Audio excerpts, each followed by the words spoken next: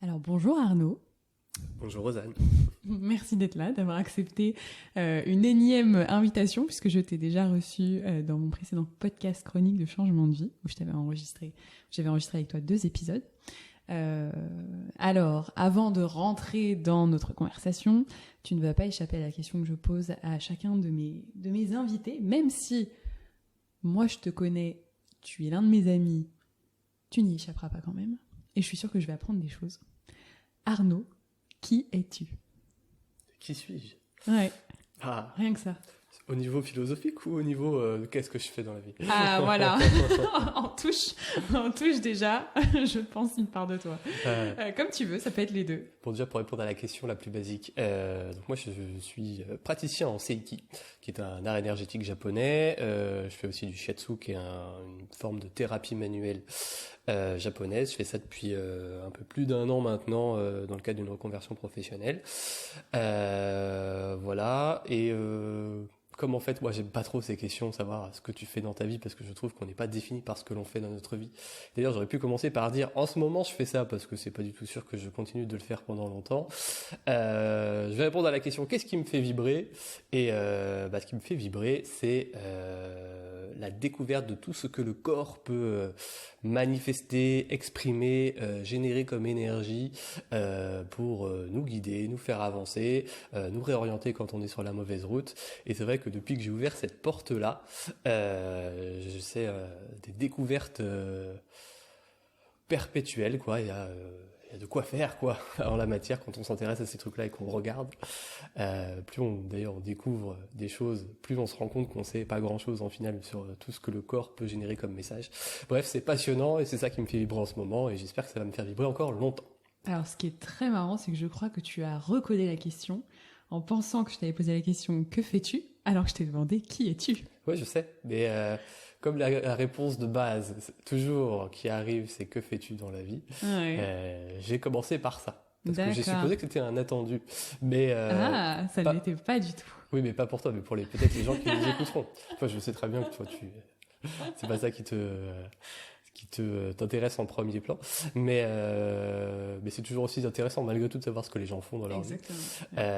Mais c'est pas la question principale pour moi. Ouais. Voilà. Et Je donc, me suis permis de répondre dans les 2 dimensions. mais tu as tout à fait raison. Donc, au-delà de cette identité professionnelle, tu m'as proposé tout à l'heure de me répondre philosophiquement parlant. Qui es-tu philosophiquement parlant ? Ah, philosophiquement, c'est encore plus compliqué. Qu'est-ce que la vie? Qu'est-ce que l'humanité?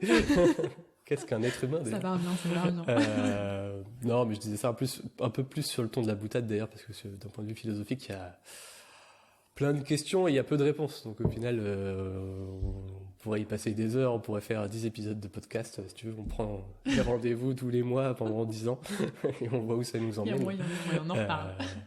Mais peut-être qu'aujourd'hui, si je dois me placer sur un point de vue philosophique, ou plutôt plus métaphorique, je dirais que j'essaye de me mettre au service aujourd'hui d'une prise de conscience ou d'avancer à différents niveaux auprès d'autres personnes. Et je pense que c'est ça qui me définit le mieux d'un point de vue philosophique aujourd'hui. Mais voilà, je vais pas passer des heures à développer tout ça, parce qu'après on va rentrer sur les atomes, le cosmos, l'énergie, Alors, la politique. Un jour je mélangerai les atomes, les particules et la politique, ça fera quelque chose de génial, je suis sûr. oui, parce que alors ce qui peut être très intéressant, en tout cas moi que je trouve intéressant, donc je suis certaine qu'il y a des personnes qui ont cette curiosité là aussi, c'est de voir un petit peu là donc qui tu es aujourd'hui, mais si on dézoome et qu'on regarde l'existence d'Arnaud, donc qui a aujourd'hui 35 ans si je ne dis pas de bêtises. Ouais. Bientôt d'ailleurs. Ouais, après moi, pour toujours faire mon mec un peu relou. Moi, ça fait 10 ans que je suis persuadé que j'ai 25 ans, donc bon. Bah voilà. Les chiffres disent que j'en ai 35, mais moi, je suis pas sûr que ce soit vrai. On a tous les droits. En tout cas, il s'est passé pas mal de choses dans ta vie, et tu es parti dans plusieurs directions, notamment, et je te laisserai je te laisserai compléter, de celle que je connais, un parcours plutôt ingénieur, puisque tu as fait 5 ans d'études dans ce domaine-là. Ensuite, nous, on s'est rencontrés à la fac, donc sur tout ce qui était plutôt sciences sociales, économique et sociale, puis effectivement politique pour toi, communication et une reconversion, et ça on l'a pas mal évoqué, je pense qu'on va pas re-rentrer très en profondeur dedans, mais il y a vraiment de la matière sur ton parcours et je pense que ça fera vraiment résonance avec la conversation qu'on va avoir aujourd'hui.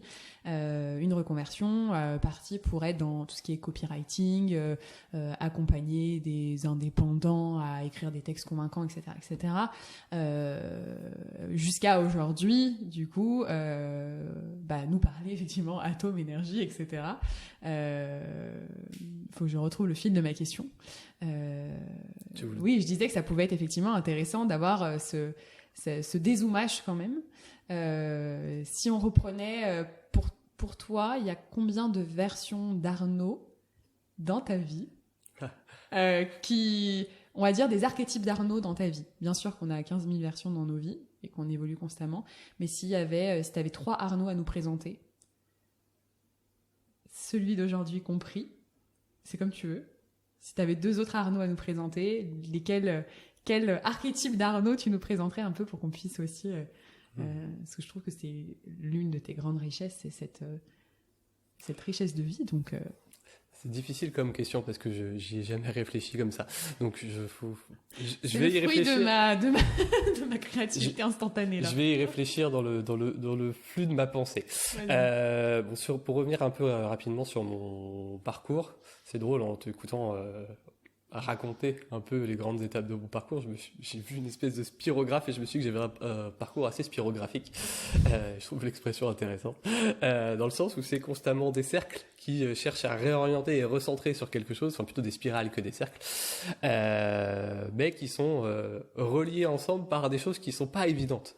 Mais un spirographe, si tu le dézoomes de très très loin, ça fait un super dessin. Je crois que ça décrit peut-être assez bien ma vie jusqu'à présent. Donc j'ai effectivement commencé par faire des études d'ingénierie à Toulouse, par facilité, parce que j'avais des facilités à l'école et que j'avais pas spécialement envie de travailler comme un déreinté. Ça existe ce mot, déreinté? De m'éreinter au travail. Dérainté au travail. De m'éreinter au travail, et donc je me suis appuyé sur mes facilités, et donc j'ai fait des études techniques qui m'ont ensuite emmené vers un master d'ingénierie que j'ai pas terminé. Ça a été sans doute le premier petit switch de ma vie. En gros, j'ai eu un cas de conscience à ce moment-là. J'apprenais à construire des avions, pour le dire très simplement. Je voyais des gens autour de moi qui étaient tous passionnés par ça et qui pouvaient presque rêver la nuit, quoi. Et moi, je me sentais tellement à côté de ce truc-là et je voyais tellement pas le sens, en fait, même si ça a du sens de construire des avions, on va pas se mentir, mais moi, je voyais pas l'intérêt de faire des trucs qui nous permettaient de traverser l'Atlantique, le Pacifique, d'aller de 12 heures au Japon, alors qu'en fait j'avais réalisé à un moment qu'il n'y avait même pas 1% de la population mondiale qui avait accès à ces trucs-là, quoi, et que ça servait juste à polluer l'air et nous faire gagner du temps. Au fond, je peux le dire comme ça aujourd'hui, à l'époque c'était pas peut-être aussi conscientisé que ça, mais c'est des machines qui nous servent à courir après le temps, encore d'autres. Et je crois qu'au final, pour moi, ça avait vraiment plus aucun sens, quoi, de construire des avions. Donc j'ai eu un gros cas de conscience, j'ai recherché du sens. C'est un peu à la mode aujourd'hui de chercher du sens. Donc, à l'époque, je cherchais du sens. C'est saut 2022. Ouais, c'est ça. C'est déjà vintage, le recherche du sens. Je cherchais du sens et voilà, je me suis intéressé à plein de choses. Notamment, j'ai lu beaucoup la presse et ça m'a ouvert sur beaucoup de choses. Et à l'issue de ça, je me suis dit que j'allais construire des écoles en Afrique. Et j'étais un peu naïf parce qu'en fait, je me suis rendu compte qu'il suffisait pas d'avoir de la bonne volonté pour le faire et que c'était complètement bouché. Donc je me suis dit, bon, on va essayer de donner du sens à cette aspiration-là, enfin donner une dimension concrète à cette aspiration-là sans faire ça. Et donc je me suis dit un peu simplement, je vais faire des écoles en France. Et donc j'ai voulu devenir fonctionnaire. J'étais très fier de ça. Et donc j'ai fait effectivement une licence après d'AES que j'ai recommencé à zéro.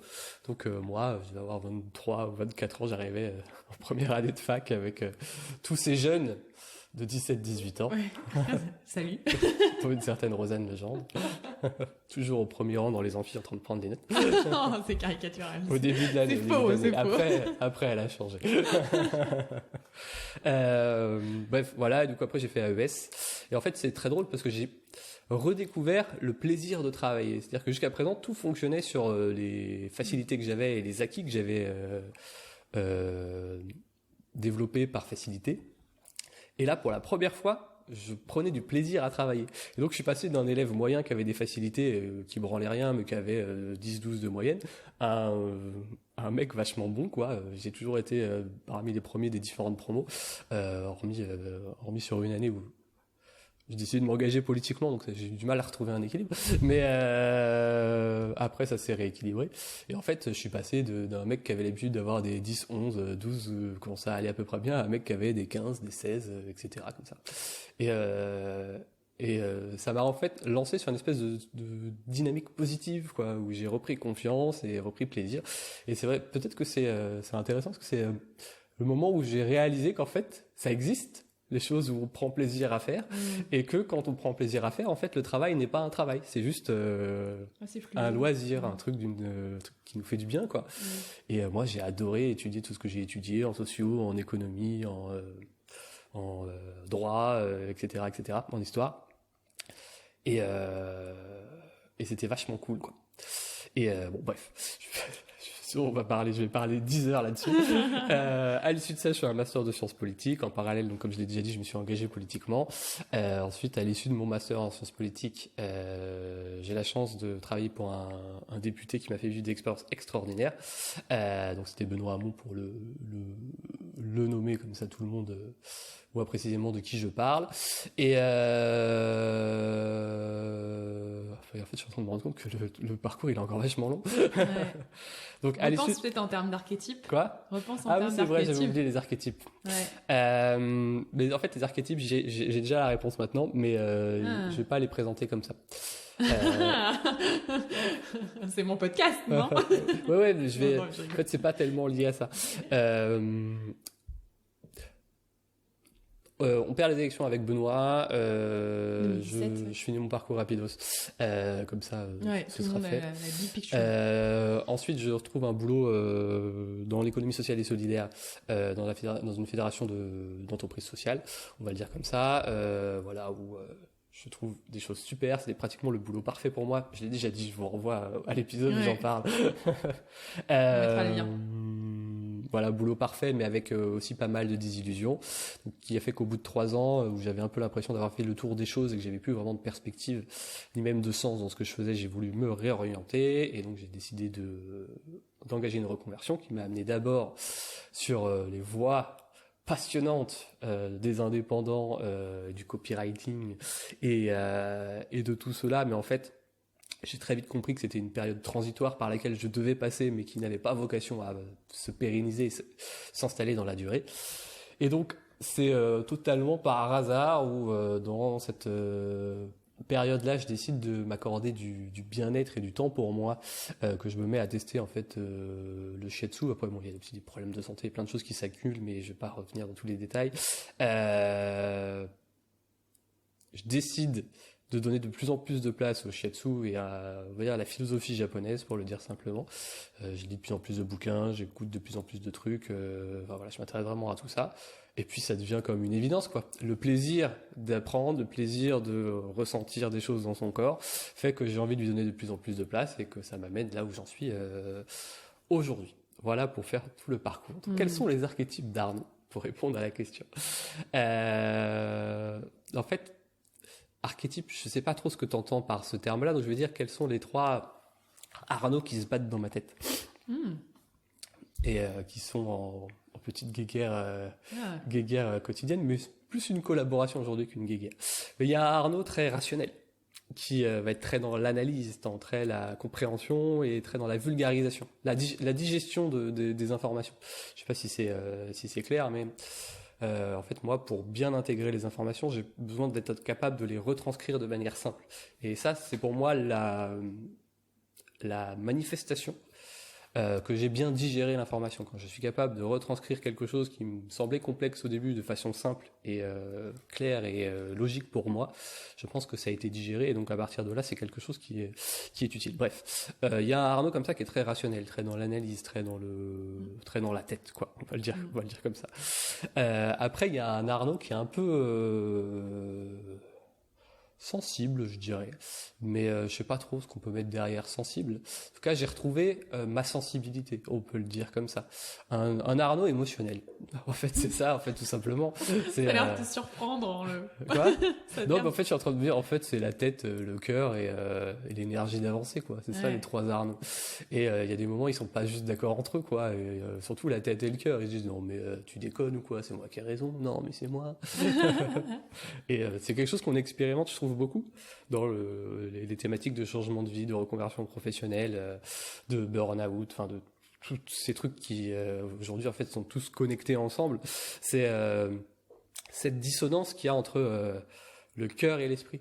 En fait, c'est un truc que moi j'ai touché du doigt quand j'étais à la fac. À l'époque, j'avais mon moyen d'expression, c'était des morceaux de piano. J'ai jamais appris à faire de piano, mais j'avais besoin d'exprimer des choses par le piano. Je sais pas pourquoi, c'est fait comme ça. Et il y avait un morceau de piano, il était musicalement nul, mais il sonnait faux. Et quand il sonnait faux, pour moi, il sonnait juste. Et je me disais, en fait, ça, c'est la dissonance du cœur. Et je l'avais appelé comme ça. Dans ma tête, ça s'appelait la dissonance du cœur.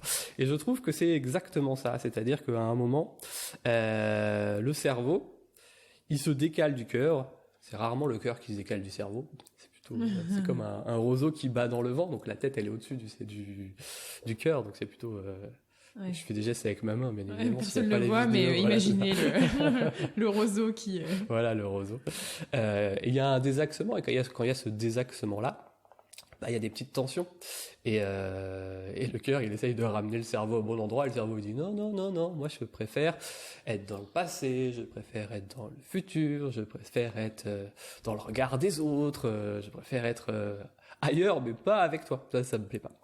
Et en fait, quand on réexpérimente ces moments où la tête, si tu veux, le cerveau et le cœur se réalignent, là, tout d'un coup, se sent plus droit, plus stable, plus... Je sais pas comment dire, il y a une forme de logique, de fluidité. Tu as utilisé le mot tout à l'heure, c'est exactement ça. Et oui, c'est quelque chose que j'ai jamais acquis. Et donc les Arnaud, l'Arnaud tête et l'Arnaud cœur, parfois ils sont main dans la main et ils coopèrent très bien. Et ça marche très bien quand ils coopèrent. Parfois, ils se tapent un peu dessus quand même, de temps en temps. C'est moins fréquent qu'avant, mais ça peut encore leur arriver. Ce qui est cool, c'est que maintenant, ils sont un peu comme en varap. Ils ont une corde qui les attache l'un à l'autre. Donc, quand il y en a un qui va trop sur le côté, l'autre, il le tire sur la corde et ça se rééquilibre bien. Et le troisième Arnaud, c'est un Arnaud d'énergie ou d'action, je dirais tout à l'heure.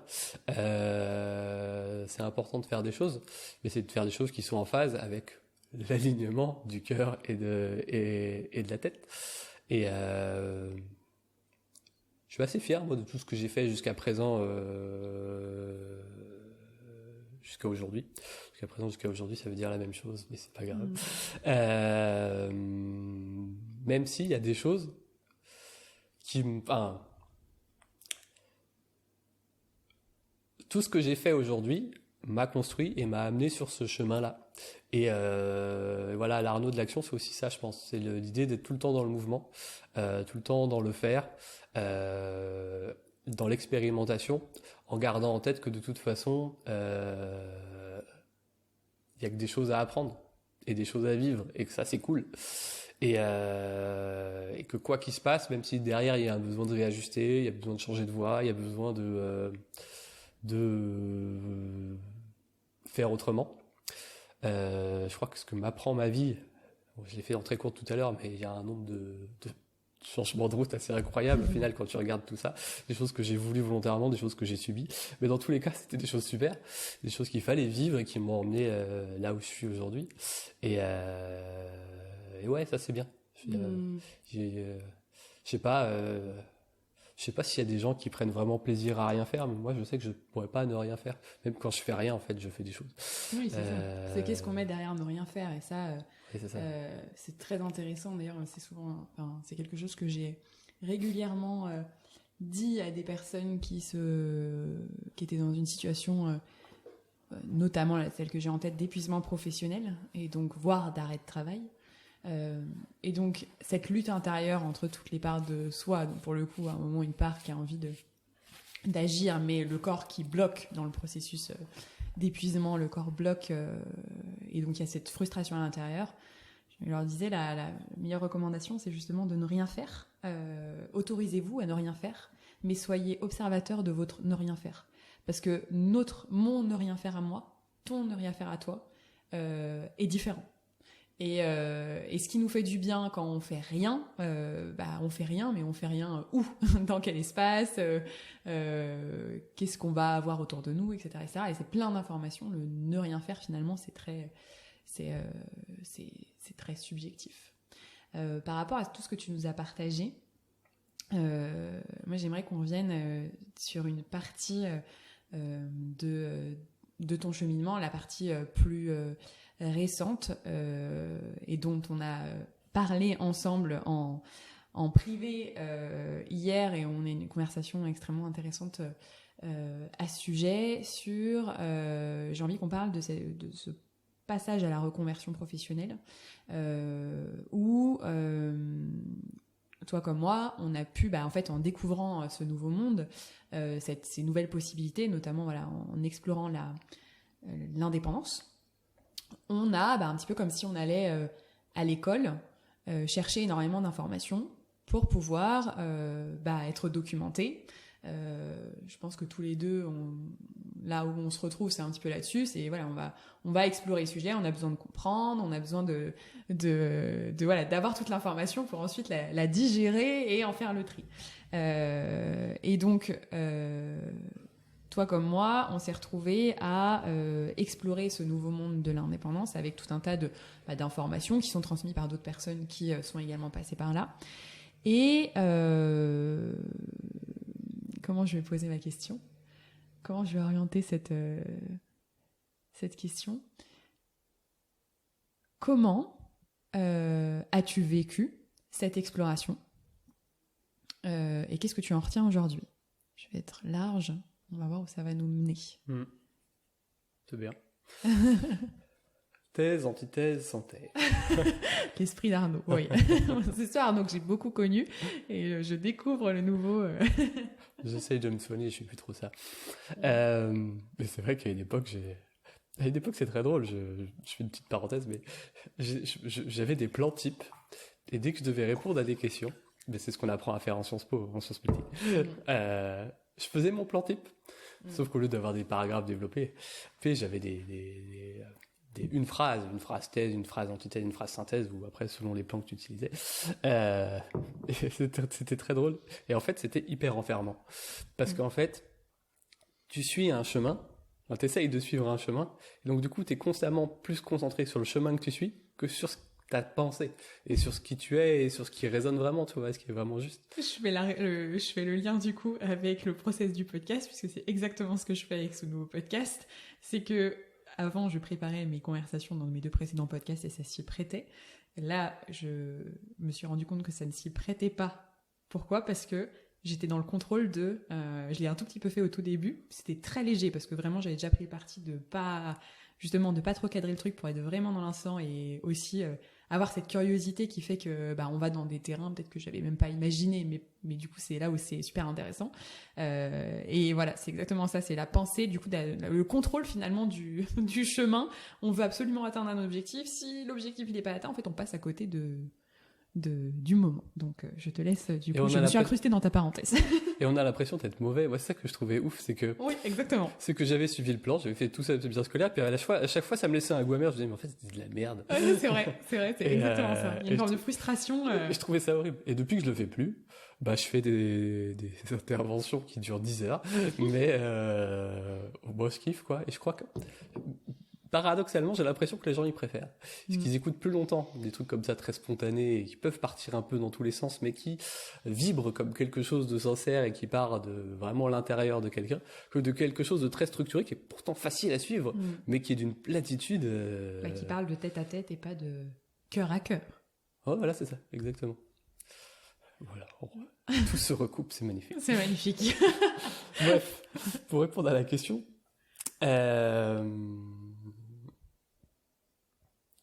Comment tu l'avais formulé exactement? Je sais quoi répondre, mais il faut que je réponde à la question. Non, mais comment tu as vécu Ah oui, la découverte de ce nouveau monde et Comment je l'ai qu'est-ce que vécu? tu en as tiré C'est un peu sur la même idée que ça, en fait, que ce qu'on vient de dire. Il y avait une forme de... Bon, déjà, quand j'ai décidé de me réorienter, j'étais un peu embolisé ou écrasé par un certain nombre je trouve pas le bon mot, d'injonction? Quoi? Injonction? Oui, c'est ça, un peu d'injonction de l'extérieur, plutôt de jugement que j'anticipais de l'extérieur. C'est-à-dire que j'avais, pour moi, c'était irréel que j'arrête mon emploi juste pour arrêter mon emploi, quoi. Juste pour avoir un moment où j'avais besoin de souffler, quoi. Donc, fallait que j'ai un projet, quoi. Fallait que je dise à mon entourage, j'ai tel projet, j'ai tel truc, etc., etc. Et donc, j'ai passé tout le début de ma réflexion à chercher un projet. Et à chercher un projet avec tout ce qu'on fait aujourd'hui, le sens, le bidule, le machin. L'ikigai. Quoi? L'ikigai. L'ikigai, voilà, c'est ça. Même si j'ai jamais vraiment fait un ikigai, mais enfin c'est ça, tous les travaux exploratoires qu'on peut imaginer pour aligner ce en quoi on est bon et ce qu'on aime faire et la valeur qu'on peut trouver pour lier tout ça, c'était très intéressant. Je trouvais ça passionnant, ça m'a permis aussi d'avancer, on va pas se mentir. Mais ça m'a pas permis de résoudre le problème fondamental parce que c'était la réponse à quelque chose qui n'était pas moi, qui venait de l'extérieur. C'est-à-dire que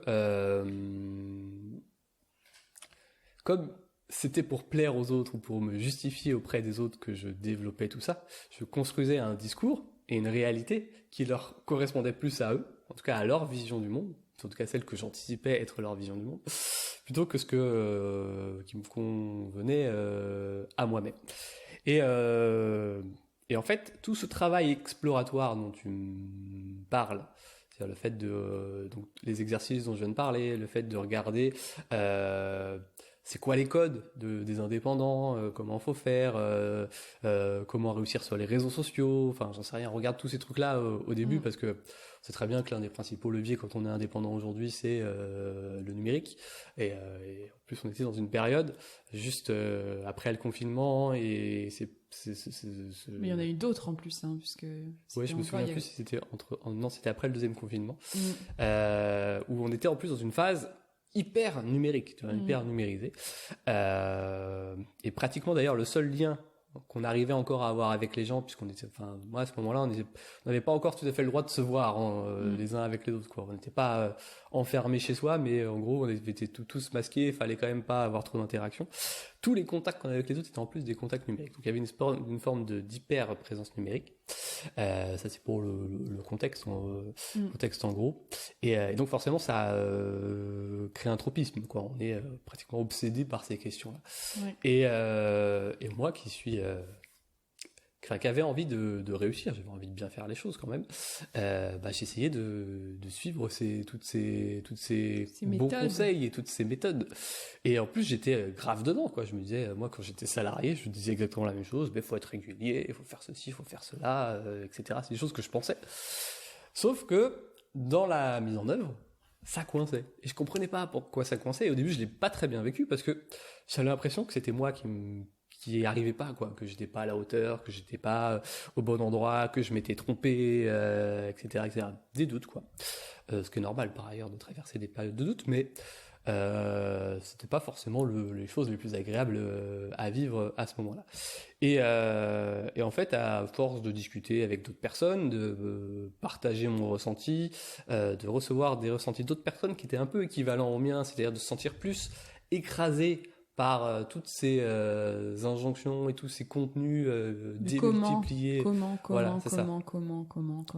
Et puis en plus, enfin, ils sont très dans le comment, effectivement, comment faire, et ils sont assez culpabilisants parfois dans leur façon de le présenter. C'est-à-dire que si tu le fais pas, en gros, t'as un peu l'impression d'être un débile, quoi, qui a rien compris, quoi. Oui, parce que la solution, elle est simple, puisqu'il y a un problème identifié, il y a une solution. Ça, c'est vraiment ce qu'on pour avoir bouffé, j'aime dire, pas mal de formations sur le sujet et pour avoir découvert aussi, mais j'ai pareil, aucun regret parce que c'est justement un moment en se plongeant dans un univers et en ayant, et je pense que c'est ça qui va être aussi intéressant, parce que c'est valable, on va prendre cette expérience-là qu'on a partagée de façon différente, mais toi et moi, mais quand même avec globalement les mêmes trucs, les mêmes piliers, c'est transposable à plein de choses dans la vie. Hein. C'est un moment, comment je m'intéresse à un sujet, comment je me nourris de beaucoup de choses, et comment à un moment j'arrive à faire un pas de côté, parce que je peux me perdre, et finalement... croire que je ne suis pas à la hauteur ou plein d'autres pensées qu'on peut avoir parce que je ne réussis pas moi à utiliser en fait ce qu'on me dit être pourtant la solution, la bonne chose à faire. Ça pourrait être tout à fait justement les études, voilà, le job, c'est valable avec tout. Et donc pour avoir baigné dans beaucoup de formations en ligne sur ces sujets-là, je me souviens d'un moment où je commençais, je crois, j'ai eu plusieurs moments d'aversion pour ça, des moments où j'y suis retournée pour, je pense, comprendre en fait, et où je suis pareil repartie, et voilà, j'ai vraiment des documents, enfin voilà, oui, c'est ça, des docs, des ressources qui vont nous dire il y a un problème, donc ton client a un problème, il faut déjà lui dire qu'il a ce problème, parce qu'il ne se rend pas compte qu'il a un problème. Donc toi déjà, il faut que tu aies un discours pour lui faire réaliser qu'il a un problème. Là déjà, en termes d'éthique, ça bug un peu. Si tu peux faire en sorte qu'il croit que c'est un très gros problème, c'est mieux. Voilà, et donc l'idée qu'il a qu'une semaine pour le résoudre. C'est d'appuyer dessus, et alors moi je me souviens notamment du mot douleur. Il faut qu'il y ait, pour avoir un business qui fonctionne, il faut en fait appuyer sur la plus grosse douleur de ton client.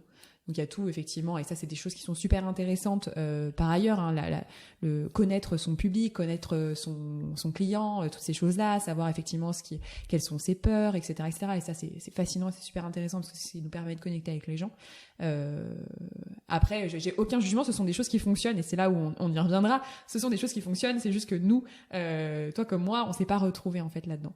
Mais il y a vraiment cette démarche il y a un problème, donc déjà amplifier le problème, et en fait la posture qui permet de vendre un service derrière, c'est une posture d'expertise de j'ai la solution à ce problème. Tu as déjà essayé ça, moi j'ai la solution à, en fait. Donc voilà, c'est pour quand on parlait du comment, c'est cette procéduralisation. Non, ça n'existe pas, ça. Inventons-le. Autorisons-nous. Non à la procéduralisation. Mais voilà, les méthodologies et tous ces contenus. On pourrait même parler d'hyper-procéduralisation. Mais ça, tu mets un petit hyper et direct, hein, ça c'est le Arnaud politique, ça, c'est les petits trucs. Mais du coup, qu'on bouffe énormément sur les contenus en ligne, sur les pubs YouTube, parce que la pub en 2 secondes qui va nous être projetée, il faut faire passer un message, donc je dois dire des choses fortes, etc. Et voilà, bon, toi comme moi, je pense qu'on est rentré dedans parce que c'est un moment, c'est un nouveau monde. Enfin, on nous apprend pas du tout à être indépendant, on nous apprend pas du tout à créer une entreprise, on nous apprend à être salarié ou à être fonctionnaire. Tu disais que tu avais fait des études pour être fonctionnaire, et à la base, quand tu arrives en AES, il y avait cette démarche-là, on nous apprend pas du tout à créer une activité et tout ce que ça implique. En plus, c'est constamment en mouvement, parce que comme tu le disais, le contexte de 2020 à post-2020 était extrêmement numérique. Et du coup, c'est normal d'être dans cette démarche de je vais chercher l'info. Si demain j'ai envie de perdre du poids, ce qui n'est absolument pas le cas, mais imaginons que demain j'ai envie absolument de perdre du poids, je vais aller creuser et aller chercher des informations, et je vais avoir plein d'experts qui vont me dire que leur méthode est la bonne et que perdre du poids, il n'y a pas besoin de faire du cardio. D'autres qui vont dire mais si, moi je vous fais une méthode sans muscu, etc. Et là où c'est horrible, c'est qu'une fois que tu as mis la doigt dans l'engrenage, tu as le jeu des algorithmes quand même. Exactement. Sur les réseaux sociaux. C'est ça. Qui va te submerger de contenu. Exactement. Effectivement, de contenu contradictoire, comme tu viens de le dire, ce qui fait qu'à la fin tu deviens complètement fou et tu sais plus à qui accorder de l'intérêt et de la confiance. Et en plus, comme tu l'as très bien dit tout à l'heure, l'un des leviers principaux de vente sur Internet aujourd'hui, c'est la culpabilisation et l'urgence. Tu te prends une dose de messages culpabilisants qui sont en fait, à la fin, tu te dis, mais what? Dans quoi j'ai mis le doigt, quoi, ou j'ai mis les pieds, quoi. Et moi, à un moment, j'ai vraiment eu un cas de figure, je me suis dit, mais en fait, pourtant, il y a plein de choses qui connectaient chez moi dans l'activité de copywriting ou de marketing digital ou de rédaction web, etc. Mais je me suis juste dit, j'ai pas du tout envie de mettre les pieds dans ce bordel, dans ce milieu-là, dans cet univers-là. Il y a un truc. Ah non, mais c'est d'une violence sans nom, quoi. Enfin, vraiment, ça, c'est ce que tu disais. Ça, moi, c'est pas mon truc, quoi. Donc c'était bien. Une fois qu'on a dit ça, on s'est dit, mais bon, c'est quoi mon truc? Comment on fait déjà pour est-ce qu'à un moment tu as observé est-ce que tu t'es observé dans comment t'as pris du recul dans cette démarche-là? Je sais qu'il y a vraiment dans ces moments de vie où en fait moi je me nourris justement de la diversité des points de vue, de la diversité. Je vais pas m'en tenir à une école qui dit son truc parce que ok, j'ai conscience, et ça a toujours été assez instinctif chez moi, qu'il y a d'autres visions du monde, et moi j'ai envie d'avoir justement la vision, d'avoir plein de visions différentes pour pouvoir moi me faire mon propre avis, donc faire ce pas de côté. Mais effectivement je pense que du coup avec aujourd'hui les réseaux sociaux et du coup ce principe effectivement d'algorithme qui nous crée une réalité, c'est-à-dire qu'en plus on est tellement sur nos téléphones et ces téléphones, on a juste à regarder. Je suis sûre que toi et moi, on lance nos Facebook là, ou nos Instagram ou nos LinkedIn, on n'a plus aujourd'hui le même monde sur nos écrans. Ah ouais, des stories, ça vaut le coup. des réels qui valent le coup. Non, mais ça peut être très intéressant de se dire, prenez en soirée avec des amis 5 téléphones, vous ouvrez vos comptes Instagram ou vos comptes LinkedIn, et on vivra dans des mondes totalement différents. Et pour autant, on a l'impression que c'est le monde, et que du coup, tout le monde... moi, l'exemple là que j'ai en tête, c'est à l'époque où je me nourrissais énormément de contenu autour du running, parce que c'était ma passion, que je courais énormément et que ça me motivait, que ça m'inspirait, etc. Il y avait un effet dans cette communauté-là, et il y en a qui en ont parlé après, de normalisation du marathon, en fait. Tout le monde courait des marathons, tout le monde faisait des Ironman, et du coup, en fait, il y a presque un truc de je l'ai toujours pas fait, versus, en fait, j'ai l'information sur mon téléphone que sur tous les gens que je suis, les 3/4 ont fait des marathons. Mais on n'a pas de recul, ce n'est pas la vraie vie. Dans votre vraie vie, qui court un marathon? Enfin, et il n'y a même pas à dire, je fais partie des rares personnes, c'est pas du tout l'idée, mais c'est une réalité qui existe sur un téléphone, mais qui n'est pas la seule réalité, c'est une réalité. L'idée, c'est pas de la nier non plus. Mais voilà, il y a un biais quand même. Tu voulais réagir? Ouais, je voulais dire que en fait, ça peut avoir malgré tout des effets positifs. Oui. C'est-à-dire que là, on fait un tableau noir parce que on est sur cet exemple très précis, on a vécu des choses qui nous ont heurtés. Mais tu peux parfaitement construire, en tout cas d'un point de vue théorique, une fois que tu as conscience des algorithmes et des biais que ça peut générer derrière, un fil d'actualité qui soit positif pour toi et qui t'emmène quelque part. Moi, j'ai fait ça il n'y a pas si longtemps. Je devais avoir 4000, quelque chose comme ça, amis sur Facebook. Aujourd'hui, j'en ai 350. Ce grand épurage que j'ai fait a complètement changé mon fil d'actualité. Aujourd'hui, j'ai plus que des news sur la JOCR et le football, donc c'est tranquille. Niveau charge mentale, on est bien. Voilà, c'est que du plaisir. Bon, de temps en temps, t'as des supporters qui se plaignent que Djibril Cissé rejoigne pas le club, mais bon, ça c'est pas grave. Ça fait partie du folklore. Et oui, mais du coup, ça implique, c'est le mot qui me vient depuis tout à l'heure. En fait, il faut construire sa réalité sur la base de l'algorithme, il ne faut pas la subir, c'est ça qui est important. Et d'ailleurs, moi je supprime maintenant toutes les pubs qui me vénèrent, enfin qui me saoulent et que je sens culpabilisatrices. Et toutes les pubs, tous les titres putaclic, tous ces trucs-là, il y en a plein, des titres putaclic, des articles de vous avez pas vu ce qu'a fait machin chose, 3 petits points. Ça, moi je supporte plus, donc maintenant je supprime tout ça. Et en fait, je commence à avoir un fil d'actualité qui est assez propre. Donc je subis plus Facebook, mais pour en arriver à là quand même, j'ai dû faire un RAZ de réseaux sociaux pendant presque 6 mois. Et je suis pas sûr d'avoir envie de revenir sur Insta, sur LinkedIn et sur un certain nombre de trucs pour autant, quoi. Bref, pardon. Non, mais c'est très juste ce que tu dis, et je voulais vraiment, je pense, poser le mot qui est au centre de ce qu'on dit. Tu me diras si tu confirmes ou si tu vois un autre mot. Mais c'est le discernement, notre capacité de discernement et notre capacité à faire ce pas de côté régulièrement pour pouvoir se rendre compte dans quel monde on vit, dans quelle bulle on s'est créé, quel monde on s'est créé. Et tout le monde se crée une bulle, on se crée tous nos réalités par rapport à nos sujets de vie, à partir du moment où on a globalement on a forcément en fait des croyances, liées à chaque thématique qui compte dans nos vies.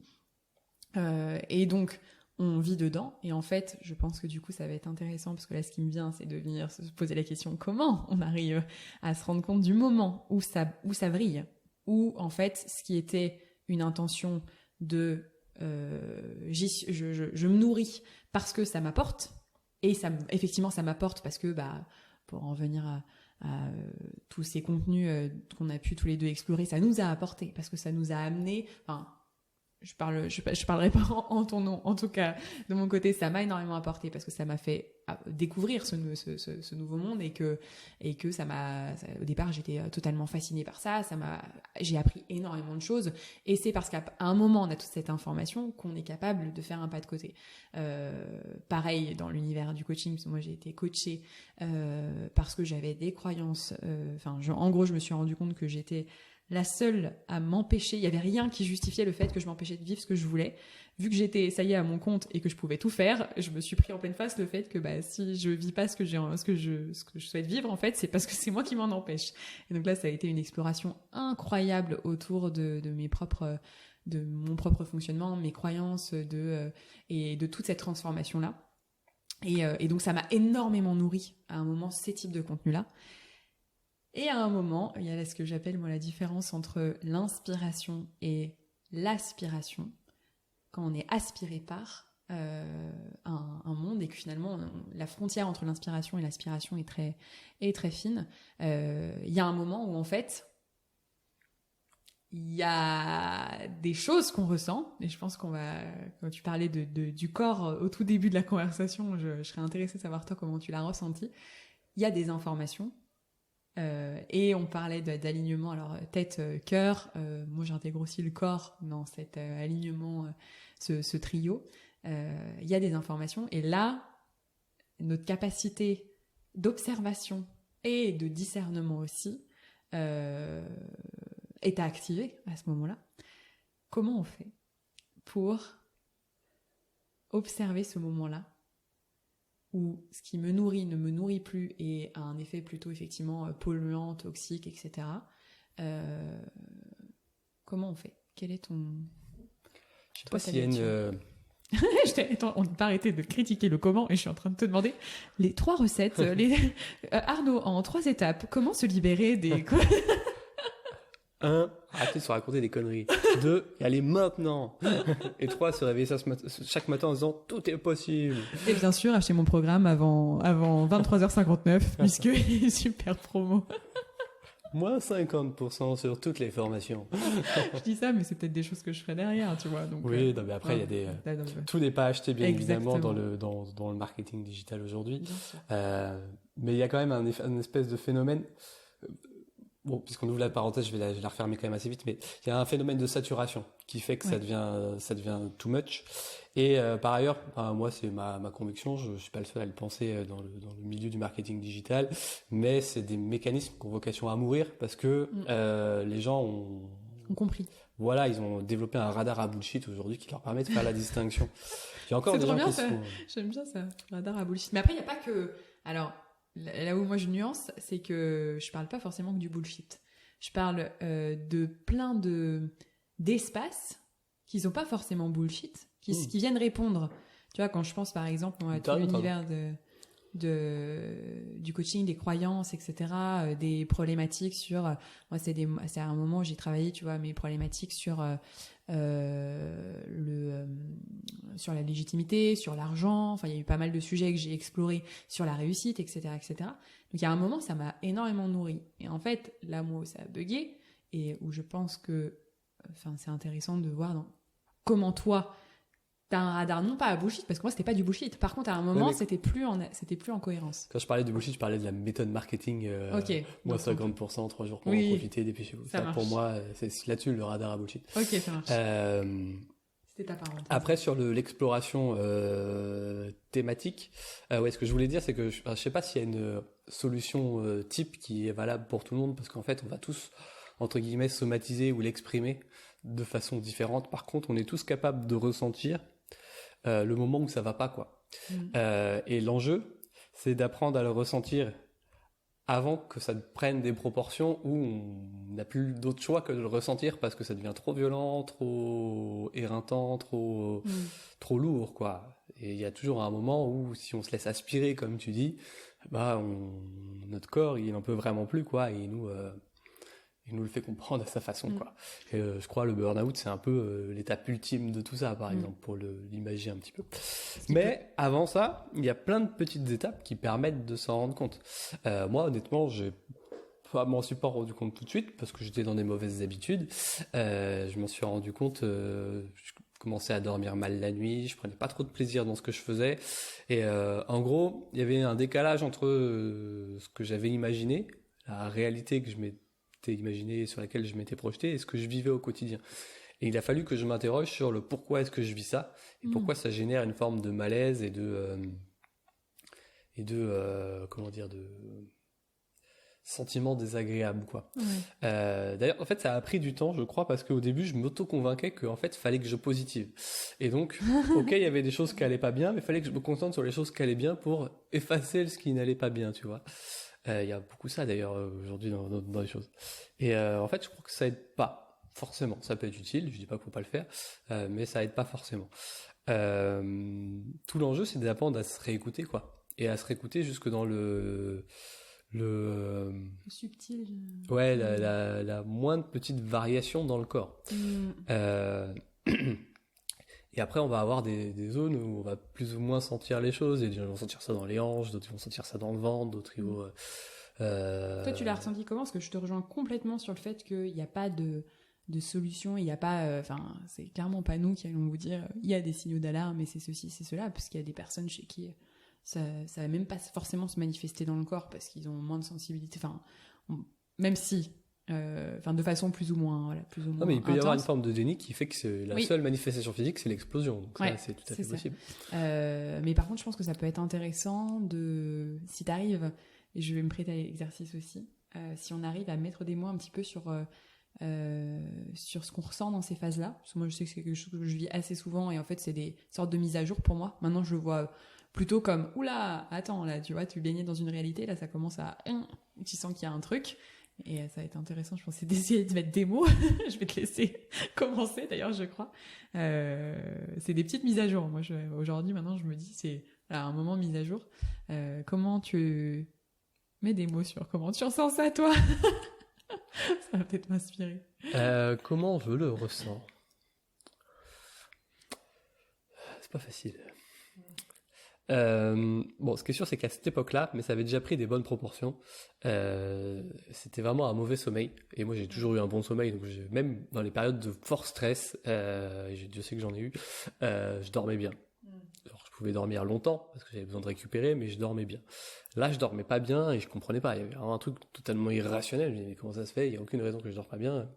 C'est la première chose. Et après, dans la sensation physique globale, moi, en fait, je ressentais beaucoup de colère, en fait, je pense. C'était essentiellement sur le champ émotionnel et de la colère. Mais sans savoir vers quoi la diriger. Une espèce de colère un peu diffuse. La sensation d'être en colère, bouillant, mais sans trop le savoir pourquoi, ni comment, ni à cause de quoi, quoi. Et tout d'un coup, tu vois un truc sur Facebook, tu dis, oh, ça me saoule, c'est n'importe quoi, machin, et après tu te dis, mais pourquoi j'ai fait ça? Donc je pense qu'il y avait vraiment ça, c'est-à-dire une réaction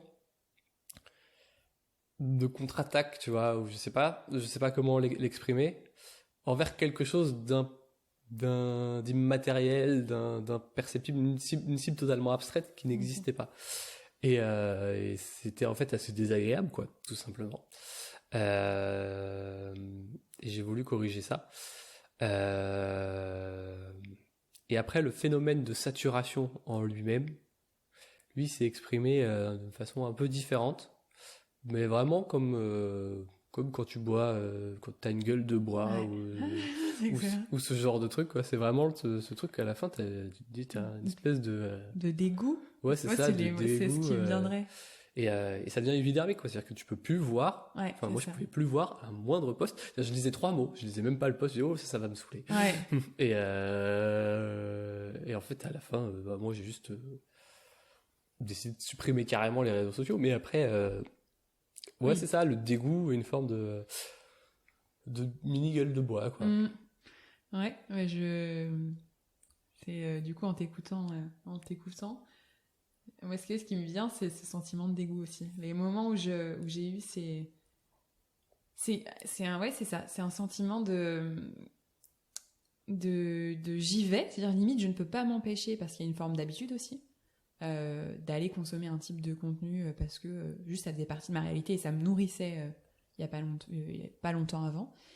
Et pour autant, il y a une sorte de mouvement de dégoût, tu vois, quand je le fais là, du coup, physiquement, il y a un truc d'avant en arrière, tu vois. J'y vais, mais j'ai pas envie d'y aller, mais j'y vais quand même. Et après avoir consommé le contenu, ça c'est très intéressant aussi, peut-être, parce qu'il y a le moment où on le vit et le sentiment après, moi. Je me sentais un peu, comment dire, j'allais dire. C'est vraiment c'est pas évident de mettre des mots dessus, mais un peu sale, tu vois, un peu brouillon à l'intérieur, un peu ouais, un peu comme si j'avais de la poussière à l'intérieur de moi, quoi. Alors toi effectivement t'as coupé tous ces réseaux là, t'as une C'est une overdose, hein. ouais ouais, c'est ça, une overdose. Moi, il y a eu une forme il y a une forme de tri à faire à ce moment-là.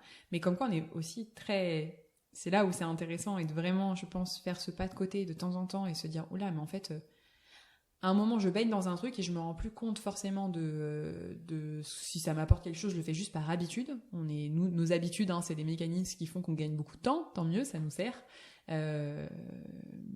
Mais comme quoi, il y a vraiment, je pense, alors soit effectivement un détecteur à ressenti à développer, voire de temps en temps, alors bon, maintenant on a aujourd'hui les digital detox, etc., mais ça peut même être des livres, hein, parce qu'effectivement ce dont on parle, pour moi ça vaut aussi avec les livres. Il y a pas mal de livres que j'ai mis en carton au moment de mon déménagement, que j'ai pas rouvert le carton. Je savais en les mettant dans ce carton-là qu'en fait ils me renvoyaient à une vision de l'entrepreneuriat, de l'indépendance qui n'était plus à jour avec moi à ce moment-là. Et donc l'idée c'était de ne plus les avoir sous les yeux pour ne pas nourrir ces automatismes de pensée, parce que y a plein d'automatismes en fait. Et donc c'est d'avoir cette conscience de soi et ce réflexe d'aller faire un pas de côté. Je te partageais l'exemple dans l'univers du running à l'époque. Donc il y avait plein de comptes qui m'inspiraient énormément.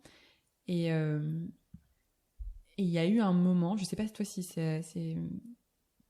tu as ressenti des choses similaires, je serais intéressée de savoir, parce que tu dis que tu as coupé, et je suis intéressée par rapport à ça. Moi, il y a eu un moment où je me suis rendu compte que alors que ce monde, moi, me faisait du bien, parce que c'était ce qui me stimulait par rapport à la course et tout, donc c'était génial, c'était mon espace passion Instagram, arrivé un moment, ces posts, il y avait quelques personnes dont, quand je regardais leur contenu, pour le coup, je me sentais pas bien. Et en fait, le fait à un moment de dire en fait j'aimerais ne plus être abonnée à ça ou je veux couper avec ça, il y a des sentiments très très bizarres parce que je sais pas si c'est du coup une forme de dépendance ou je sais pas, enfin il y a quelque chose de très bizarre qui se crée, ou peut-être de connexion simplement alors que la personne ne te connaît pas forcément d'ailleurs, mais juste à un moment cette personne fait partie de mon monde, quoi, ou ce type d'information fait partie de mon monde. Et cette phase pour couper, moi, n'a pas été évidente. À un moment, j'ai fait effectivement un tri. Mais, tu vois, en termes de ressenti, il y a un peu le ressenti j'avais l'impression ça va faire ma thérapie en même temps, d'abandonner, tu vois, ou de trahir, ou finalement, de dire non à quelque chose auquel j'avais dit oui à un moment. Et c'est pas forcément non plus, je trouve, évident, ce passage à l'action. Parce qu'on peut l'observer, j'en avais conscience. Mais de là à un moment couper et se dire, ok, je choisis vraiment l'information que je veux, ce passage-là, pour moi, n'a pas toujours été évident. Mais ça prend du temps.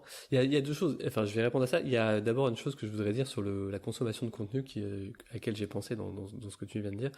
C'est que moi, je consommais donc beaucoup de contenu comme toi dans ces périodes-là. Mais à un moment, j'avais l'impression que mon corps s'était tellement habitué à consommer du contenu, qu'il consommait du contenu par automatisme, ça le rassurait, ça lui offrait une perspective différente, mais il n'y avait pas de passage à l'action derrière. Il y avait une forme de... comme si la consommation de contenu suffisait à elle-même, quoi. Ouais. Et ça c'est aussi assez frustrant d'une certaine façon, parce que tu consommes, il y a des choses qui te semblent logiques, mais il n'y a pas de passage à l'action derrière. Et si tu continues sur cette logique-là trop longtemps, en fait, tu nourris de la frustration. Parce que tu dis, pourquoi les autres, ils y arrivent et moi, j'y arrive pas? Alors que j'ai toutes les méthodes, j'ai tous les outils en main. Le problème, c'est moi. Et en fait, c'est peut-être juste que les outils, c'est pas les bons. Et qu'il y a un autre truc qui coince. Et bref, un de mes réflexes à ce moment-là, mais c'est parce que c'est comme quand t'arrêtes la clope, quoi. Quand t'arrêtes la clope, tu peux essayer d'avoir une réduction de consommation. Généralement, ça marche pas. Généralement, il faut que tu arrêtes tout d'un coup. Ah, ça dépend des gens. Oui, ça dépend des gens. Mais moi, en tout cas, c'est comme ça que j'ai fait. J'ai tout arrêté d'un coup. Et Oui, toi, c'est ton mode de fonctionnement. et voilà, c'est ça. Et je me suis dit, faut que j'arrête tout, quoi. Et vraiment, à un moment, j'ai tout arrêté sur la consommation de contenu. Après, sur ce que tu dis, le sentiment de perte ou le sentiment de pas aller au bout des choses, des engagements qu'on a pris envers soi-même ou que sais-je d'autre. C'est vrai que moi, ça s'est pas du tout fait en un jour. Hein. C'est pas, je me suis levé un matin, tiens, je vais tout fermer, machin, blablabla. Il y a effectivement ce sentiment de... Moi, j'ai ressenti ça comme ça, c'est-à-dire que oui, mais si je suis plus connecté sur ces comptes ou si je suis plus sur les réseaux sociaux, je vais rater des opportunités. Je l'ai perçu comme ça. C'est un risque. Est-ce que j'ai envie de prendre ce risque? Je sais pas. Je me dis qu'il y a peut-être... Je me dis que peut-être que c'est ma perception des choses qu'il faut que je travaille, enfin que je change ma perception des choses, plutôt que de quitter un espace qui pourrait être une opportunité, ou plutôt que zapper de ma liste d'amis Facebook des gens qui pourraient m'apporter des opportunités plus tard. Plus tard, tu peux toujours te dire, quand tu as 5000 amis, j'ai plus de chances que quand je poste un message, il soit relayé et il ait de la résonance que si j'en ai que 300. Donc j'ai une forme de valeur. Est-ce que j'ai envie de perdre cette valeur-là? Ça n'avait pas été rapide de se dire oui, enfin de dire que j'avais envie de supprimer tout ça, mais ça s'est fait tout seul, quoi. Petit à petit, les choses en fait se sont recomposées. Mais c'est parce que j'avais décidé moi de m'accorder beaucoup d'écoute du corps. Et donc petit à petit, les choses naturellement se sont mises en place. Mais ouais, il y avait ça un peu, cette peur de perdre des opportunités. Mais bon, c'est la différence entre le danger et le risque. Effectivement, la peur, le danger est dangereux, le risque est une probabilité. C'est ça. Donc effectivement, par rapport à tout ce dont on vient de parler, ce qui est très intéressant, c'est que je pense que toi comme moi, on pensait pas arriver sur vraiment ce sujet-là, comme on y est arrivé, parce que donc c'est toujours très intéressant. Et en fait, moi, ce que finalement je trouve, on est allé explorer ensemble, c'est notre capacité à mettre à jour nos visions du monde pour qu'elles soient en alignement avec nous, parce que finalement le téléphone, à travers donc nous, nos expériences des contenus, et qui est de toute façon un enjeu aujourd'hui vraiment dans notre société, puisqu'on en bouffe H24, ce que on est en train de faire, c'est du contenu qui va être consommé derrière. Donc il y a un vrai enjeu, mais c'est plus globalement, ça vient questionner nos visions du monde. Elle est nourrie effectivement, les réseaux sociaux, c'est un moyen très facile de venir se créer une vision du monde et de la nourrir, mais c'est également les personnes qu'on va côtoyer, les conversations qu'on va avoir, la façon les choses dont on va parler aussi, à quoi je donne de l'importance. À partir du moment où je suis assez sensible à ça, c'est vraiment un truc moi qui a contribué à changer pas mal de choses dans ma vie. C'est un moment où j'ai fait attention. C'est pas que j'ai fait attention, c'est que j'ai mis de la conscience sur ce qui sortait de ma bouche, les mots que j'employais. Est-ce que ça me servait à râler? Est-ce que ça me servait à être plutôt enthousiaste? Est-ce que ça me servait à ceci et cela? Et à un moment venir mettre le tri, parce que je trouve que la parole crée aussi, contribue à créer cette réalité. Du coup, je trouve que ce qu'on a exploré, c'est un petit peu ça en fait. C'est cette question de comment on n'a pas arrêté de tailler le comment, comme quoi, voilà. Hein. Je sais pas si c'est comment, mais comment prendre soin de sa vision du monde, en fait, et comment la mettre à jour. Donc l'idée, c'est pas de donner de solutions parfaites, mais par contre, c'est toujours très intéressant et c'est le but du podcast. Donc je vais m'autoriser à utiliser les comment, puisqu'en fait, c'est ton comment à toi qui m'intéresse, sans en faire quelque chose qui est une leçon à appliquer pour tout le monde. Une règle universelle. Exactement. Il n'y a pas un seul comment, il y a autant de comment qu'il y a de personnes, c'est tout. Voilà. Et donc du coup, c'est quoi la question?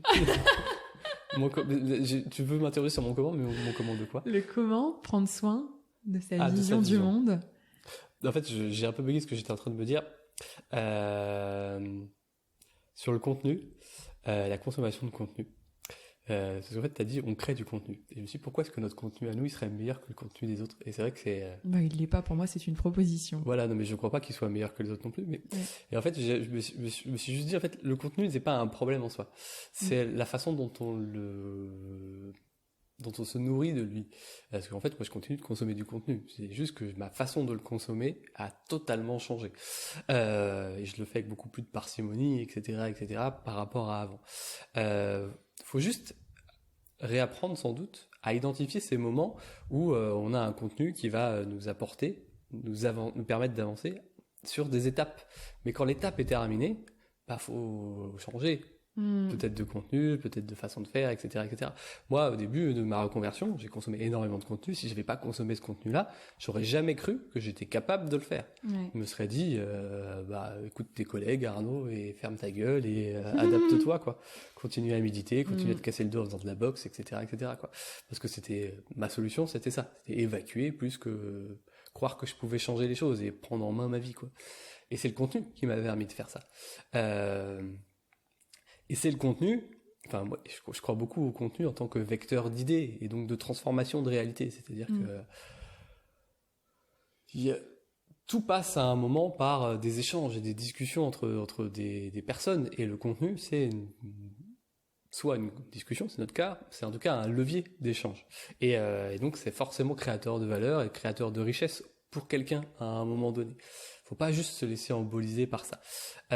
Et moi, à un moment donné dans ma vie, je me suis dit, de ce que je ressens et de ce que j'observe autour de moi, le contenu n'est plus, en fait, n'est plus ce dont j'ai besoin. Parce que j'ai acquis, au bout de 30 ans de consommation de contenu, 35, un peu moins à l'époque. 25 plus 10.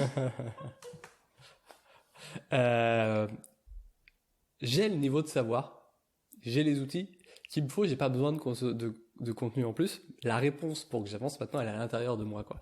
C'est pas dans la théorie, c'est pas dans les conseils de machin, les conseils de bidule ou l'expérience de je ne sais quel entrepreneur américain que je vais trouver les solutions. La solution, elle est en moi. Les outils que j'ai à ma disposition, j'ai largement un couteau suisse de malade, donc j'ai pas besoin d'aller en chercher davantage aujourd'hui. Et donc je me suis dit, où est-ce qu'on va chercher ces réponses-là? Et c'est là où après, moi, je suis allé dans l'approche corporelle, japonaise, bien évidemment, mais le contenu n'est pas mal en soi. C'est juste qu'il y a des moments où il nous sert à avancer, il y a des moments où il nous empêche d'avancer. Il faut repérer ces moments-là et l'utiliser à bon escient. Mais c'est comme les conversations qu'on a avec ses amis, quoi. Il y a des amis qui nous permettent d'avancer, il y a des amis qui nous font culpabiliser, des amis qui nous mettent mal à l'aise, etc. Et donc parfois il y a des relations qui évoluent, c'est aussi normal. Je me demande dans quelle catégorie je me suis. Toi t'es cool. Mais du coup j'ai perdu le fil de ce que je veux dire. C'est ça, c'est faire une forme de tri. Oui, c'est ça. Et après en fait on s'oriente vers ce dont on a besoin dans notre cercle amical. C'est ça que je voulais dire en fait à la base sur les amis, c'est que quand tu as besoin de tel conseil, tu vas avoir telle personne. Quand tu as besoin de tel soutien, tu vas avoir telle personne. Quand tu as besoin de juste sortir, aller boire un coup, tu vas aller voir telle personne.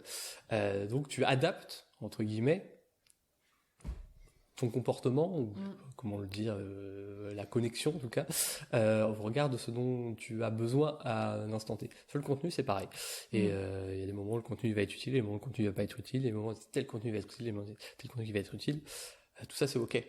C'est cool, il faut juste que faire la distinction Et ça, c'est un apprentissage qui peut prendre du temps et qui peut être parfois violent, je pense. Ouais. Bref, du coup, j'ai perdu le... Attends, je vais rebondir, du coup, ça me fait résonance. Alors, on parle de contenu et je partagerai peut-être une astuce que moi j'avais mise en place justement pour faire ces mises à jour et faire ce tri-là. Mais ce qui peut être aussi intéressant, c'est je pense le constat qu'on a pu avoir, toi comme moi, en tout cas, je crois que c'est un constat que tu partages, qui est un constat de... en fait, pour peut-être des personnes qui se lancent aussi, qui sont dans ce processus de reconversion, de changement, et qui à un moment se disent « Ok, j'ai un projet, je veux réaliser ça, etc. » Alors, il y en a qui vont très bien se retrouver dans cette dynamique d'expertise, dans cette dynamique de « j'ai quelque chose à transmettre ». Et donc là, on va avoir beaucoup de personnes, effectivement, qui vont peut-être modéliser une méthode qu'elles ont, elles, appliquée pour... telle ou telle problématique de leur vie ou tel enjeu de leur vie et qui vont être à même de le partager, de le transmettre. Et là, c'est effectivement notre capacité, nous, en tant qu'à un moment client de ça, de savoir qu'on le fait pour nous, on ne se perd pas, on le fait avec total discernement de je vais me nourrir d'un enseignant comme on peut l'avoir vécu lorsqu'on était en études. Donc, cette posture d'expert, elle est tout à fait... comment dire, elle existe et pour le coup il y a moi du coup c'est vraiment aussi une démarche que j'ai que j'avais enclenchée. J'allais dire c'est facile, non c'est pas le terme, mais en tout cas moi j'ai trouvé facilement du contenu, je pense, parce qu'à ce moment-là je croyais que c'était le moyen donc forcément le contenu qui apparaissait était en lien avec ça, en fait de modéliser justement une activité lié justement à une problématique particulière, et donc cette posture d'expert, de personne qui a une vision problème, solution, etc. etc. Et donc ça existe, et si c'est facile pour vous, ça vous semble aligné, si à l'intérieur de vous vous sentez que c'est l'élan et c'est dans cet élan-là que ça vous parle, go, allez-y à fond, parce qu'en fait c'est votre fonctionnement. Je pense que les personnes à qui on peut s'adresser aujourd'hui, c'est des personnes qui se retrouvent peut-être dans nos profils qui finalement ne sont pas capables de bloquer les possibilités qui se retrouvent. Moi, je sais que le cri du cœur que j'ai pu avoir, le cri de je sais pas d'où c'était, mais c'était un cri intérieur en fin 2021, donc il y a un peu plus de 6 mois. Pourtant, j'ai exploré les choses de façon très différente tout au long de l'année, mais j'étais retournée dans cette idée de business avec un peu une solution, un programme, ce genre de choses. Et en fait, il y a eu un cri mais en fait, la seule chose que je sais, c'est que je ne sais rien. Et donc, je ne peux pas, en fait, ça ne peut pas être aligné avec moi. Et ça a été ça, moi, la prise de conscience. Je ne crois pas, moi, qu'il y ait qu'une seule solution. Je crois qu'on a chacun nos propres façons de fonctionner, que en fait les solutions problèmes, ça s'applique à des choses très rationnelles, un bug dans un tableur Excel, il y a une solution, il y a un problème, mais que l'être humain par nature, on est riche à la fois de nos propres sensibilités, de nos expériences, de tout un tas de choses qui seraient trop longues à lister, et que du coup je ne peux pas en fait dire à quelqu'un, j'aurais l'impression de mentir en lui disant que j'ai la solution, parce que c'est pas moi qui l'ai, c'est lui qui l'a. Et moi la seule chose que je peux faire, c'est venir proposer. Et donc si à un moment on se retrouve pas forcément justement dans ces démarches-là, c'est peut-être que justement c'est l'autre chemin que du coup moi j'explore depuis, et qu'en fait en fait quand je regarde vraiment tout ce que j'ai fait, et quand j'en parle avec des proches, en fait ça a toujours été moi. C'est-à-dire que je jamais pu il n'y a pas un problème, il y a une solution, c'est pas possible. Et en fait dans les démarches, après quand on regarde son parcours vraiment avec ce regard mis à jour, en fait, oui, effectivement, dans mes podcasts, dans les différents projets, l'idée c'est quoi ? C'est d'apporter de la matière, de la nourriture, et pas des méthodes en 3 étapes pour changer sa vie. Moi, ce qui m'a nourri, c'est aussi intéressant de voir comment vous fonctionnez dans votre vie. Moi, au moment de ma reconversion, j'ai fait un peu d'introspection avec un livre, mais dans les faits, moi, ce qui m'a nourri, justement, c'était les podcasts à l'époque. C'était d'entendre des personnes partager leur vision des choses, leur parcours, leurs expériences. Et en fait, ces résonances-là, moi, c'est mon mode de fonctionnement à moi. Mais en fait, je l'avais perdu de vue. J'ai pu le perdre de vue. Et donc voilà, c'est un moment de faire ce pas de côté et de dire, mais en fait, oui, c'est pourquoi je me retrouve pas là-dedans. C'est peut-être parce que moi, je ne suis pas une experte, ce n'est pas mon mode de fonctionnement, ce n'est pas ce en quoi je crois. Ça ne veut pas dire que je suis contre ce qui se fait, ça veut juste dire qu'en me croyant à la fois cliente de ce contenu-là et à la fois potentiellement demain moi-même à cette place-là, en fait ça bug. Donc en fait c'est que c'est pas mon chemin. Et aujourd'hui c'est vrai que c'est moins... J'allais dire c'est moins évident, c'est certainement une croyance pourrie que j'ai et qui du coup avec du nouveau contenu et d'ailleurs est en train de se mettre à jour, mais justement tout ce qui est autour du partage, de la créativité, des projets de podcast comme celui-ci, des expériences. Pour moi, il y a expérience, la résonance les uns avec les autres. Pour moi, c'est ça en fait qui a de la valeur pour moi. Il y a moins de modèles économiques évidents aujourd'hui. C'est peut-être un biais, c'est en tout cas le biais lié à tout ce que j'ai bouffé comme contenu avant qui me disait le contraire, qui me parlait d'autres modèles. Mais c'est moins évident de trouver des modèles a priori liés à ça, en fait, liés un peu à cette vision globale. Ok, il faut que tu aies un message clair, il faut que tu aies une problématique à résoudre, que tu aies un message clair, que tu puisses résumer ton... En fait, moi, si je fais ça, je meurs. C'est pas possible. Moi, c'est pas comme ça que je fonctionne. Donc, du coup, ça suppose de recréer aussi un fonctionnement qui est, et notamment économique, qui est différent. Aujourd'hui, en explorant plutôt cette nouvelle réalité, et notamment tout ce qui est le travail créatif, les artistes, le mode de fonctionnement artistique auquel je me suis ouverte il y a peu de temps. Bon, voilà, je sais qu'il y a Patreon, qu'il y a des plateformes aujourd'hui de financement participatif qui permettent de soutenir ce type de projet, etc. Mais voilà, c'est un autre mode de pensée. J'ai souvent des réflexes encore de contenu d'avant qui me ramènent à un business model et qui me ramène à vouloir simplifier ma pensée, à vouloir préciser, à vouloir être plus précise même dans le podcast. Et c'est d'ailleurs ce dont je t'en parlais hier. Je te confiais ce truc où par moment je me dis ok, donc quel est mon public cible, non, mais en fait, attends, Rosanne, reviens. Ce que tu as envie, c'est de te nourrir de possibilités. C'est ce qui t'a nourri à un moment. Tu sais que c'est ce que ça peut apporter. Même si on te dit qu'il faut des formats courts, et ben là, ça fait 1h11 qu'on enregistre, que tous mes épisodes font 1h15. Et alors, en fait, il y a quelques personnes, je cherche pas à voir pourquoi pas. Mais c'est pas le but, c'est l'idée de créer des choses qui me parlent et qui sont en alignement avec moi. Est-ce que je te vois à qui c'est? Est-ce que c'est quelque chose qui résonne sur cette question de l'expertise? Tu vois mes paroles. Je m'attendais à une question en comment, là. Je suis un peu perturbé. Comment réagis-tu à tout ça? Non, bah oui, mais je suis... oui, effectivement, j'ai bu tes paroles, t'as tout à fait raison. Oui, je suis tout à fait en phase. En fait, je repensais à une réflexion que j'ai eue à un moment dans ma vie sur sur ce que j'aime bien appeler le bon sens et le sens commun. Souvent, quand on va chercher du sens, on va chercher du sens dans un certain nombre de choses qui sont à l'extérieur de soi. Donc le contenu en fait partie, etc., etc. Et donc ça, c'est le sens commun. C'est le sens commun de il faut aller un CDI, enfin, faut pas lâcher un CDI, c'est le sens commun de penser que ceci, c'est le sens commun de penser que cela. Et souvent, on est embolisé par ce sens commun, et dans la collection de contenu qu'il y a sur Internet aujourd'hui, il y a aussi beaucoup de sens commun. Et pour moi, l'enjeu de l'individu aujourd'hui, enfin d'une personne quelle qu'elle soit, c'est de réveiller le bon sens qui sommeille en lui. C'est ça qui est important. J'aime beaucoup cette vision. Parce qu'il y a quelque chose de spontané, de naturel, et en fait, je suis à peu près convaincu qu'on sait ce qui est bon pour nous. C'est juste que on est dans un espace collectif, on pourrait appeler la société, mais... Viens, on fait des généralités. Ouais, voilà. J'aime bien. Qui nous impose des barrières, et on essaye de naviguer par rapport à ça. Et dans le champ des relations interpersonnelles qu'on peut avoir avec diverses façons, on essaye de pas trop brusquer un certain nombre de personnes. Donc on essaye de recomposer des choses par rapport à toutes ces informations. Mais l'enjeu principal, c'est comment réveiller le bon sens pour soi. Et moi, j'ai longtemps, dans cette perspective-là, été un défenseur du contenu, justement. Parce que je pensais qu'il fallait éveiller les consciences. Éduquer.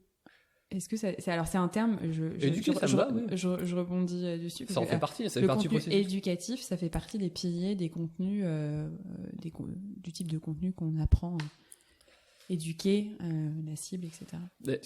Exactement, mais ça en fait partie. Mais même, enfin, même dans certains contenus qui ont vocation à influencer, entre guillemets, sans les connotations péjoratives qu'on pourrait mettre derrière ce mot-là, il y a des choses très positives aussi qui peuvent avoir lieu. Et bref, un ensemble de choses. Pour moi, il faut essayer de tout voir dans son ensemble, même si c'est pas forcément simple. Et ça, je crois que c'est important et il faut le garder. Ça contribue et ça participe au processus, mais il manque un truc. Enfin, pour moi, c'est inévitable. Il manque un truc parce que, en fait, quand tu es dans l'éducation, tu es constamment, enfin, dans l'éducation, la conviction, tout ce qu'on veut, la persuasion, le changement de paradigme intellectuel, quoi. C'est-à-dire que, si on prend par exemple l'exemple de l'écologie, pour avoir une conscience écologique, il faut déjà savoir qu'il y a un problème écologique. Tu sais pas qu'il y a un problème écologique, tu peux pas avoir de conscience écologique. Enfin, tu peux avoir des valeurs écologiques, mais tu peux pas te dire qu'il y a un péril climatique ou que sais-je d'autre. Donc ça, c'est l'importance du contenu, c'est de pointer du doigt le problème. Mais en soi, de savoir que le problème existe, d'avoir une foultitude de contenus qui t'apportent des solutions, ça ne garantit rien à aucun moment que tu vas passer à l'action ou qu'il va se passer quelque chose derrière. Et moi, ça a toujours été ma réflexion d'un point de vue politique, parce que j'ai fait de la politique, mais même d'un point de vue de transformation individuelle, c'est-à-dire comment tu passes de la prise de conscience à l'action et comment cette action elle est juste, quoi, et elle se fait pas au détriment des autres, etc., etc. Moi, je suis convaincu que le bon sens, c'est quelque chose qu'on a d'inné, qui est naturellement, c'est pas le bon mot, mais ouais, on va dire naturellement, allez, tant pis, orienté vers l'intérêt collectif, l'intérêt général, le respect de la nature, tout ça, etc. Parce que je pense que c'est inscrit dans l'être humain. Après, on pourrait débattre de ça serait passionnant, mais moi, c'est mon postulat de base. Et donc, c'est comment est-ce que tu réveilles ça et comment tu passes de cette prise de conscience à quelque chose qui va se passer derrière. Et en fait, le problème qu'on a aussi, que moi j'ai pas mal observé, c'est qu'on va chercher des trucs beaucoup trop compliqués, des théories beaucoup trop complexes, des machins, des bidules, des trucs. Et au bout d'un moment, les gens, ils s'y intéressent plus parce que ça devient trop complexe. Et enfin, trop hors sol par rapport à ce qu'ils vivent et ce qu'ils expérimentent. Et donc, il y a une forme de décalage et ça marche pas. En revanche, quand t'emmènes les gens à remettre en cause tout ce qui les empêche d'être eux-mêmes, bah là, il se passe des choses intéressantes. Et c'est... le contenu peut le faire, mais... c'est ce qui manque dans le contenu, c'est ça, c'est ce côté un peu retour à soi avant tout. Et en fait, il suffit pas de lire un article, ferme les yeux, écoute ce qui se passe, machin, blablabla, pour que les gens le fassent. Il y a un truc qui manque là-dedans. Et ouais, c'est dans le retour à soi, dans le retour aux émotions, dans le retour à qui l'on est vraiment, que le sens, le bon sens, le sens réel des choses parvient à s'émerger. Et voilà, je sais pas trop pourquoi je me suis lancé là-dessus maintenant. Je sais plus, mais j'étais à fond. Mais je crois que c'est ça, ouais. Enfin, sens commun, bon moi, sens. C'est là où j'en suis aujourd'hui, c'est-à-dire dans toutes mes réflexions, c'est revenir au simple, en fait. Et ouais, revenir à l'essence des choses. À ce qu'on sait. Moi, j'ai un côté minimaliste, donc ça me parle forcément beaucoup, mais à ce qu'on sait déjà et ouais, c'est ça. Faire confiance à... Moi, je connais personne qui veut faire du mal à quelqu'un d'autre. Je connais personne qui veut détruire la planète. Je connais personne qui va se dire oh, c'est trop bien. Bon, s'il y a des gens qui... J'allais dire un mauvais exemple. Je connais personne qui veut être millionnaire. Si, je connais des gens qui veulent être millionnaires.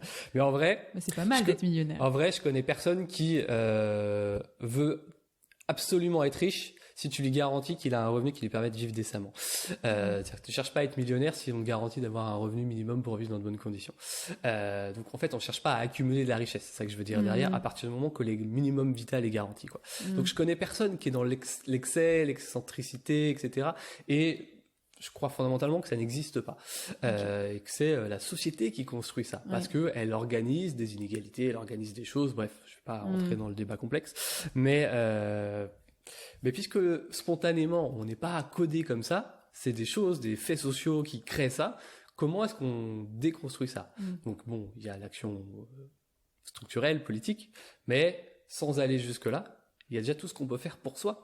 Et en fait, le champ des possibles, tu le disais très bien tout à l'heure, c'est qu'il est juste ouf. Et dingue avant même de rentrer dans l'action collective. Et l'action collective, elle s'organise après d'elle-même de façon spontanée. Parce que c'est dans notre nature. Bah oui, c'est qu'en fait, on peut rien faire tout seul. Donc, à un moment, on va juste se rendre compte que, On a besoin des en fait, j'ai besoin d'être entouré, quoi. Et moi, c'est un truc qui est, par ailleurs, sur les indépendants, qui m'a toujours interpellé. C'est que moi, quand j'ai commencé à dire que j'allais être indépendant, je voyais beaucoup de gens qui expliquaient que l'indépendantisme, enfin, n'importe quoi, l'indépendance,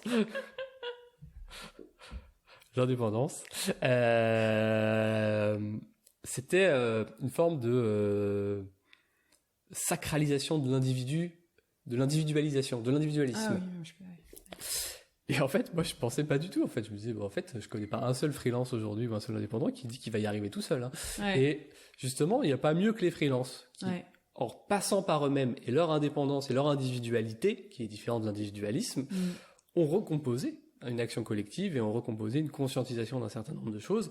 Et en fait, il y a un mouvement philosophique qui est pas écrit, qui est pas rédigé, mais qui est extrêmement marqué chez les indépendants aujourd'hui. Il y a une forme de vivacité intellectuelle qui est passionnante sur le freelancing, sur la transformation écologique, sur le faire ensemble. Et puis en plus, quand tu embrasses ce monde-là, tu te poses après tout un tas de questions sur la protection sociale, etc., etc., parce que il y a des choses qui sont réelles dans le monde dans lequel on vit.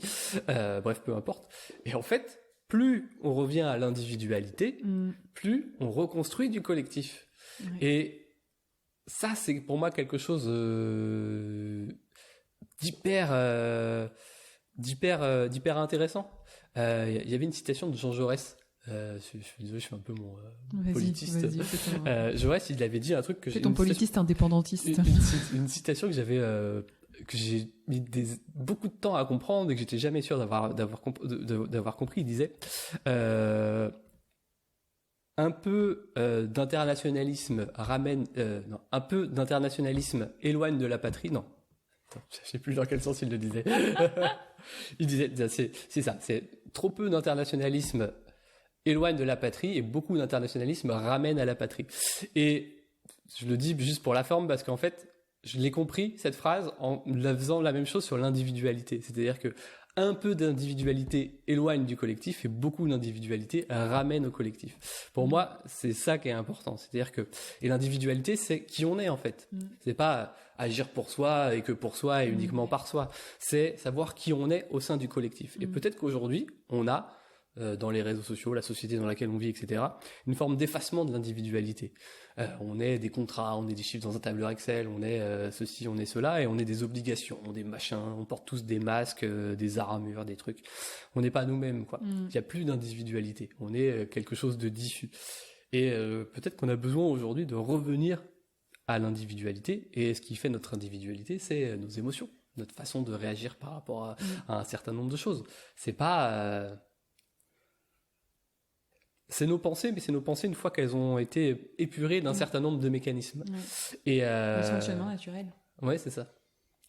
Et ça, c'est plus difficile. Et le contenu, qui peut être un levier, pour revenir au sujet de base de cette longue intervention, peut être une source d'émancipation, bien évidemment, et d'éveil et de choses, mais peut être aussi une source d'enfermement. Par rapport à toutes ces choses-là. Et donc voilà ce que je voulais dire. Je sais pas si c'était très clair. Ah, mais en tout cas, c'était passionnant. J'étais à fond dans tout ce que tu viens de partager là. T'es retombé sur tes pattes, donc ça va. Je voulais juste partager. Bon, de toute façon, on est maintenant. Alors, faut savoir quand même pour l'anecdote qu'à la base, quand les gens m'ont demandé, mes interviewés m'ont demandé. Oui, du coup, c'est combien de temps tes interviews? Je dis, pas dans l'idéal, entre 30 minutes et 1 heure, parce que les gens écoutent pas après, etc. Bon, bah voilà, je suis sur plus de... Là, on est à 1h23, peut-être que je vais couper un petit peu, mais... Voilà, c'est... J'arrête de me battre contre moi-même. Le temps, moi, c'est un sujet que... C'est un de mes sujets philosophiques du moment, le temps. Je fais juste une petite parenthèse. Vas-y. Mais... dans tout le fait de revenir à soi, etc., je pense qu'il faudrait qu'on fasse une émission sur le sujet. Honnêtement, je ne vais pas te dire quoi faire. Mais vas-y, tu t'invites, allons-y. On se revoit dans un mois, non? C'est pas ça? Tu viens, on réenregistre. Même pas, je crois, un peu moins que ça, mais j'en reviens, on réenregistre. Il y a la notion de plaisir pour moi. La notion de plaisir, c'est vraiment pour moi un guide pour savoir ce qui est juste pour nous et ce qui n'est pas juste pour nous. Et quand il y a pas de plaisir, c'est-à-dire, ça fait quoi un peu ce qu'on disait tout à l'heure, à quel moment tu sais que c'est plus bon pour toi, qu'il y a un truc qui coince, c'est quand il n'y a plus de plaisir ou qu'il n'y a pas de plaisir. Quand il n'y a pas de plaisir, déjà tu peux te dire c'est bizarre. Il y a un truc, peut-être qu'il y a quelque chose qui n'est pas juste dans ce truc-là. Et ce que je note dans les choses intéressantes pour évaluer ce qui nous fait du bien, ce qui nous fait plaisir, etc., c'est une forme de transformation du rapport au temps. Ouais. Dès qu'on prend du plaisir à faire quelque chose, mais alors 1 heure, moi j'ai l'impression que ça fait 20 minutes qu'on parle en vrai. 1h24. Ouais, voilà ça. C'est ça, exactement. Et dès que tu prends plaisir, en fait, le temps se déforme totalement, quoi. Et une fois qu'on a compris ça, je trouve qu'on peut remettre en cause énormément de choses sur la vision qu'on a de la société, parce qu'en fait, on a beaucoup, enfin moi j'ai expérimenté ça, je sais pas si tout le monde expérimente, je pense qu'il y a quand même un certain nombre de personnes qui l'expérimentent, la sensation de tout le temps courir après le temps. Ouais. Tout le temps courir après le temps, tout le temps de se dire « Ah, j'ai un rendez-vous dans 1 heure, du coup on mange super vite, etc. etc. » Mais en vacances, paradoxalement, dès qu'on se met à manger, on peut manger pendant 1 heure et tout se passe bien, et on digère bien et tout va bien. Et etc. etc. Et parce qu'on manque de temps, on va...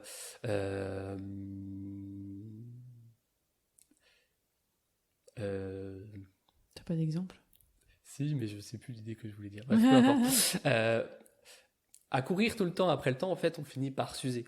Mais dès qu'on prend du plaisir à faire ce que l'on fait, en fait, le temps passe plus du tout de la même façon. Et donc, on court plus après le temps. Ouais. Au contraire, on trouve qu'on n'a pas assez de temps. C'est ce qu'on est en train de se dire. Oh, putain, on n'a pas assez de temps dans notre podcast pour faire...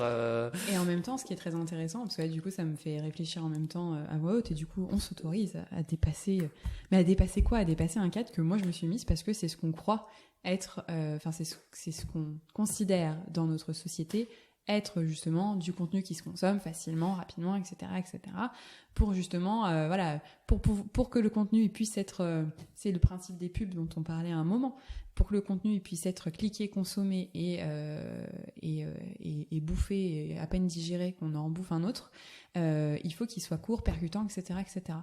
Et en fait, c'est très intéressant parce que je te rejoins tout à fait, j'ai cette même réflexion. Enfin, c'est aussi toutes ces notions de flow, d'identifier dans nos vies, dans quels espaces en fait on voit pas le temps passer, où on prend plaisir et surtout où on est dans l'instant. Là, moi, je suis dans l'instant vraiment. Il y a rien d'autre. Il y a pas ma liste de courses ou ma valise qu'il faut que je fasse ou bon là du coup maintenant elle y est, mais mais tu vois, il y a pas ça. Il y a le moment de et du coup c'est intéressant aussi. Je sais pas dans quelle mesure ça me fera évoluer là-dessus, mais en fait, là, tu vois, je commençais à ressentir une forme de frustration. Alors même si je pense qu'on arrive aussi à la fin de notre échange et que ça peut être stylé de faire perdurer ces moments de kiff en se disant plutôt que de faire voilà un épisode de 3 heures, de prendre le temps de se revoir et de réenregistrer. Pour autant, c'est quelque chose que j'ai pu ressentir dans mes précédents enregistrements et même par le passé via mes différents podcasts. Il y a un moment, je me dis attention Rosanne, c'est trop long, mais par rapport à une norme. Mais en fait, si je me contrains, c'est mine de rien, tu vois, là, tout ce que tu as partagé, j'ai trouvé ça génial. Le temps long aussi a du sens. Les relations, voilà, au départ, toi comme moi, bah voilà, même si on se connaît et qu'on partage un très bon moment, qu'il n'y a pas de souci, bon, bah il y a le temps de se mettre dans la conversation, de venir déplier sa pensée et tout, et arrive à un moment où ça devient, j'allais dire, ouais, fluide, ou peut-être que ça part dans un sens, que justement il n'y a plus ces notions de repère, de contrôle, de qu'est-ce qu'on est en train de faire, d'enregistrer un podcast et tout. Moi, c'est juste que j'ai le timing juste devant moi, donc forcément je le vois. Mais les choses se font aussi dans le temps long.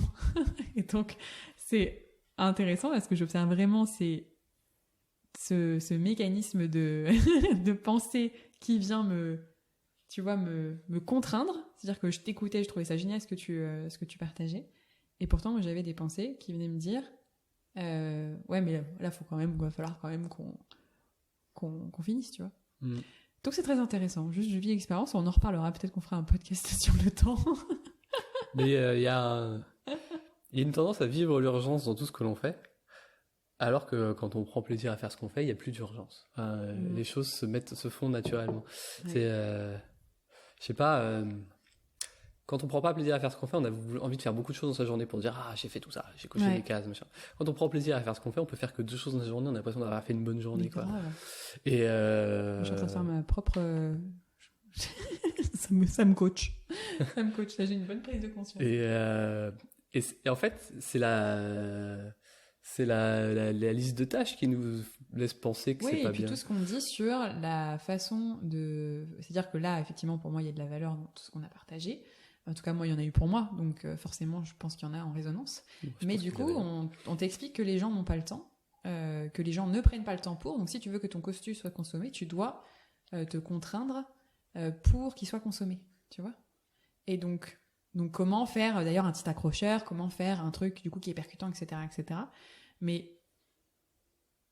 je sais pas, on verra combien de personnes auront écouté l'épisode jusqu'à la fin. Ouais, non, mais c'est sûr. Ah, mais peut-être que d'un point de vue, du point de vue des gens et de la point de vue de la consommation, c'est pas le plus pertinent aujourd'hui. Regarde des usages sur les réseaux, etc., etc. Mais c'est quoi l'enjeu? Soyez c'est le changement que vous voulez voir dans le monde. Non, mais c'est pas ça que je veux dire. L'enjeu, c'est qu'il y ait 1000 personnes qui écoutent ton podcast pour que tu gagnes 0,005 centimes par écoute, ou c'est qu'il y ait une personne qui écoute le podcast jusqu'au bout et qui se dise, putain, il y a quelque chose qui a changé dans ma vie. Enfin, j'ai pas l'arrogance de croire que qu'on a cet effet-là, mais en tout cas que ça a de l'effet parce que tu as pris le temps d'évoquer un truc. Ouais. C'est ça. Moi, ça fait partie des tropismes qui m'ont très longtemps énervé. C'est qu'on a l'impression que faire du chiffre, si t'as pas le nombre de likes, si t'as pas le nombre de machins, t'as un raté. Enfin, t'es pas un raté, mais du coup, tu crois. t'es moins bon que les autres. Mais vaut mieux avoir un like de qualité. Ah bah oui. Où t'enclenches des choses et les gens évoluent, voire même tu lances une relation, une connexion, t'interagis avec les gens, que d'avoir 100 likes, des gens qui s'en foutent. Ouais, aujourd'hui, c'est facile d'avoir 100 likes. Tu paies un bot qui est hébergé en Asie ou en Russie et puis t'as 100 likes. T'as même des faux commentaires sur LinkedIn maintenant. Ouais. Non, mais c'est très vrai. Et tu vois, c'est un truc, moi, ça fait partie des questions que je me suis posées. De me demander... et si les gens ils sont intéressés et qu'ils n'ont pas le temps de regarder, d'écouter tout d'un coup, ils font pause et ils reviennent le lendemain. C'est ça, et puis c'est avec ces gens-là que j'ai envie de connecter. On a vécu cette expérience ce midi. Bon, c'était pas sur un contenu d'une heure, un contenu de 15 minutes, mais on n'a pas eu le temps de le regarder en entier. On y est revenu, c'est tout. C'est exactement parce qu'on avait envie, effectivement, de connecter avec la personne en question. Et effectivement, moi, ça a été vraiment une question que je me suis posée récemment de qu'est-ce que je veux vraiment, en fait. Parce que finalement, je croyais vouloir... Enfin, je sais pas, je croyais, c'est que comme je m'étais pas posé la question, en fait, on finit par effectivement être dans cette course au like, au truc, enfin, et même pas, je pense que j'ai pas fonctionné comme ça, mais j'avais pas remis de la conscience sur, non mais en fait, Rosanne, ta démarche, c'est quoi? C'est que ça puisse venir éclairer une seule personne, mais une seule personne que ça vient éclairer pour des raisons qui nous dépassent, parce que on n'a même pas l'intention d'éclairer qui que ce soit. C'est ce qui résonnera avec une personne à l'instant T résonnera pour telle raison et ça ne nous appartient pas. C'est ça aussi, c'est-à-dire que même quand on produit du contenu, c'est l'idée de se dire, moi je fais une proposition, pour moi je viens servir de la nourriture à la personne qui vient le prendre, mais le résultat de ce que ça va produire chez elle, je n'ai pas le contrôle là-dessus et ça...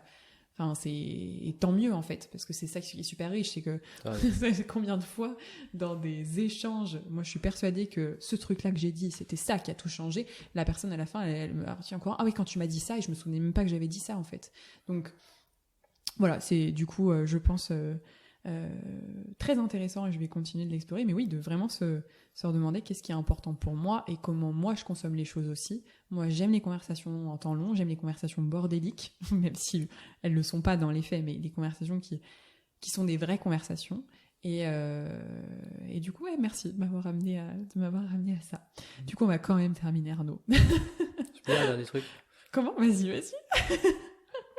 En fait, on perd jamais de secondes. C'est ça que je veux dire. C'est un peu déstructuré dans ma tête. J'ai pas tout bien digéré pour reprendre ce que je disais au début sur le temps. On perd jamais de secondes.